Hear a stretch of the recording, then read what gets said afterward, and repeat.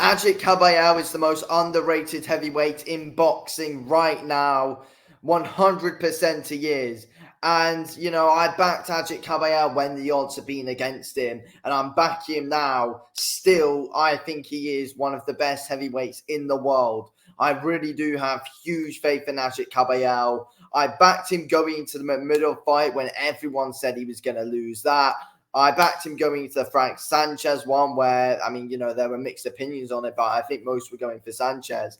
But I've been Team Kabayel. He's got good wins on his record, especially late 23, late 2000, and in 2024, ever since he's been stuck onto these Riyadh season cards, which I'm really glad has happened. I'm really glad that Turkey Al Sheikh saw the talent in Agit Kabayel and has put him on his cards and has put him in big fights because he does 100% deserve it.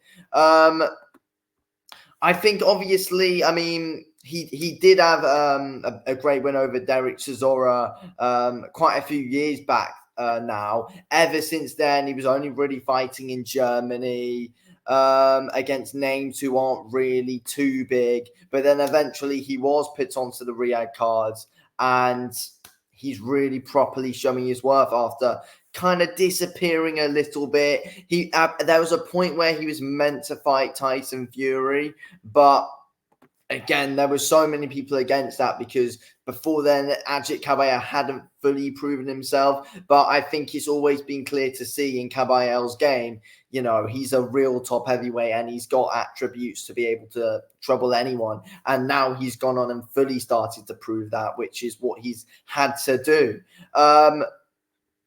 I think Agit Kabayel's a really dangerous man. I think he moves very, very, very well. I think his movement is very underrated, especially for his stature as well. When you look at Agit Kabayel's stature, and you wouldn't think he's the best of movers, but he moves very well, to be honest with you. He's very good around the ring. Creates space well. He's good getting in and out of there, landing some good thumping body shots. His hooks are absolutely deadly. His body work's deadly, always has been. He mixes up his shots really well, I think. I think Agit works very well behind his jab as well. He's a good, he can box quite well, and he's pretty good toe-to-toe as well. We can do pretty much all of that. I think Kabayel is very well-rounded, to be honest. I think right now he's possibly one of the most well-rounded heavyweights out there right now, if I'm being honest. In the middle fight, he proved everyone wrong there. He was the first one to tame him, and he was good behind the jab and just got in there, got up close, landing big shots. He was good at mid-range as well. And, just didn't let Magomedov breathe, did not give him any time whatsoever. Sanchez, he did the exact same thing to. Agit Kabayel didn't let Frank Sanchez breathe. He was on him the whole time. And yeah, Kabayel eventually was just always able to break him down round by round. And yeah, it was good with the jab. And Agit Kabayel was able to cut off the ring really well. That's what you have to do against a good overall quick guy, quick boxer like Frank Sanchez. Did the same thing to, a big guy in Magomedov. Kabayel worked him down to the body, cut the ring off well, and just didn't let him go anywhere. He's just always able to outsmart you. He's got good defense as well, a good tight guard.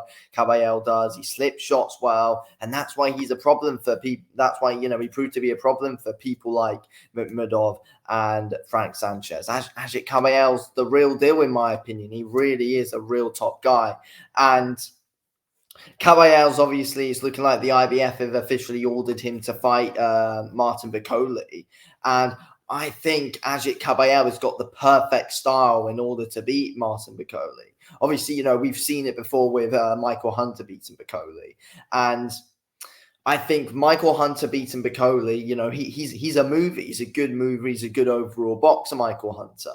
Agit Kabayel's a good mover as well, a good boxer, works well behind the jab, but can also put it on you when needed, landing some good overhands as well. And with Bakole, He's a pretty still target who doesn't move much. I think Agit Kabayel will use the whole ring against him. He'll be in and out of there, landing big shots. Kabayel will probably at times fancy going toe-to-toe with him, and Kabayel's going to get some good success. And, when he fights Bakole, Piccoli's good at being able to find openings when some fighters get reckless, like what Anderson was doing, getting a bit reckless at times with his work, a bit sloppy. But Caballero's pretty defensively smart. That's the good thing about him. And when Piccoli was fighting Carlos Takam was able to get some decent success on like a slow moving guy in Piccoli. I mean, the main big thing about Martin Piccoli is that he's a massive puncher. But Carlos Takam was able to get in and out of there and get some good moments and get some big shots in.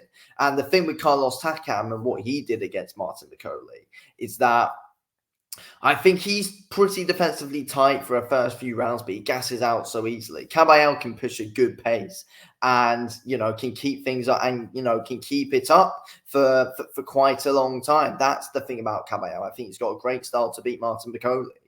And then, we'd be in to get a possible Daniel Dubois fight. In my opinion, Kabayel, I do think does trouble most heavyweights and, possibly beats a lot. I think he troubles everyone. I don't think he's an easy fight for anyone whatsoever. I feel like interesting fights for Agit Kabayel. I feel like an interesting fight for Agit Kabayel could be after Martin Piccoli. I mean, there's so many interesting ones for him, in my opinion. I think he stands a chance against everyone.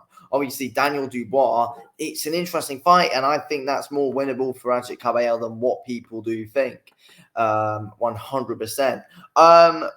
Kabayel, I think the most difficult fights for Kabayel in the heavyweight division right now are Usyk and Fury. 100%. I think Daniel Dubois is winnable for Kabayel.